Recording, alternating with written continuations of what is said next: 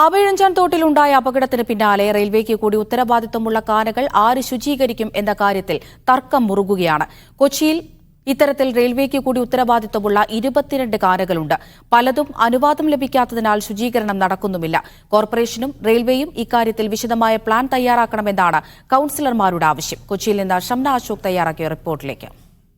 ആവയിഴഞ്ചാൻ തോട്ടിലുണ്ടായ അപകടത്തിന്റെ ഉത്തരവാദിത്തം ഏറ്റെടുക്കാൻ ഇപ്പോഴും തർക്കങ്ങൾ നിലനിൽക്കുകയാണ്. റെയിൽവേയും ഒപ്പം തന്നെ തിരുവനന്തപുരം കോർപ്പറേഷനുമാണ് തർക്കത്തിൽ ഉൾപ്പെട്ടിട്ടുള്ളത്. എറണാകുളത്ത് എനിക്ക് പിന്നിൽ കാണുന്ന ഈ പ്രദേശത്തും സമാനമായ തർക്കം നിലനിൽക്കുന്ന പ്രദേശമാണ്. ഇത് സൗത്ത് റെയിൽവേ സ്റ്റേഷനോട് ചേർന്ന് KSRTC ബസ് സ്റ്റാൻഡിന് തൊട്ടടുത്തുള്ള ഒരു റെയിൽവേ കൾവേർട്സ് ആണ്. ഇവിടെ നമുക്ക് കാണാം പല സ്ഥലങ്ങളിൽ നിന്നുള്ള മാലിന്യങ്ങളും ഒപ്പം തന്നെ അഴുക്കുവെള്ളവുമാണ് ഇങ്ങോട്ട് എത്തുന്നത്. ഒരു വശത്തു കൂടി നോർത്ത് റെയിൽവേ സ്റ്റേഷനിലും KSRTCയിൽ നിന്നുള്ള വെള്ളം എത്തുമ്പോൾ മറുവശത്ത് മുല്ലശ്ശേരി കനാലിൽ നിന്നുള്ള വെള്ളമാണ് ഇവിടേക്ക് എത്തുന്നത്. പക്ഷേ തിരുവനന്തപുരത്ത് ഉണ്ടായ പോലെ വലിയ പ്രശ്നമുണ്ടെന്ന് ഇവിടെ പറയാൻ സാധിക്കുകയില്ല. കാരണം ഈ വേസ്റ്റ് ഈ റെയിൽവേയുടെ കൾവേർട്ടിനകത്തേക്ക് പോകാതിരിക്കാനായി അവിടെ ബ്ലോക്ക് ചെയ്തിട്ടുണ്ട്. ഇപ്പോൾ നിലവിൽ ഈ കാണുന്ന ഈ വേസ്റ്റ് 10 ദിവസം കൊണ്ടുണ്ടായതാണ് എന്നുള്ളതാണ് കോർപ്പറേഷന് തന്നെ ജീവനക്കാർ പറയുന്നത്.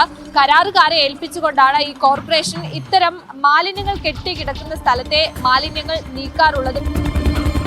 നമ്മുടെ ഈ കൽവെട്ടുകൾ ഉയർത്തി ഇതിൻ്റെ അകത്തുകൂടി നമുക്ക് മിഷനറി ഉപയോഗിച്ചുകൊണ്ട് ക്ലീൻ ചെയ്യാനുള്ള സൗകര്യം ഉണ്ടാക്കിയാൽ മാത്രമേ ഈ നഗരത്തിലെ വെള്ളക്കെട്ടിനൊരു ശാശ്വത പരിഹാരം ഉണ്ടാകാൻ കഴിയൂ. ഇത്തരം പ്രശ്നങ്ങൾക്ക് ഒരു ശാശ്വത പരിഹാരം എന്ന് പറയുന്നത് കോർപ്പറേഷനും ഒപ്പം തന്നെ റെയിൽവേ ഉദ്യോഗസ്ഥരും ചേർന്ന് ഒരു മാസ്റ്റർ പ്ലാൻ തയ്യാറാക്കിക്കൊണ്ട് ഇവിടുത്തെ അഴുക്ക് നീക്കം ചെയ്യുക എന്നുള്ളതാണ്. ഭാവിയിൽ ഇത്തരം പ്രശ്നങ്ങൾ ആവർത്തിക്കാതിരിക്കാൻ അത് മാത്രമാണ് പരിഹാരം എന്നുള്ളതാണ് പറയുന്നത്. കൊച്ചിയിൽ നിന്നും വിവി തടത്തിനൊപ്പം ഷംന അശോക്, മീഡിയ 1.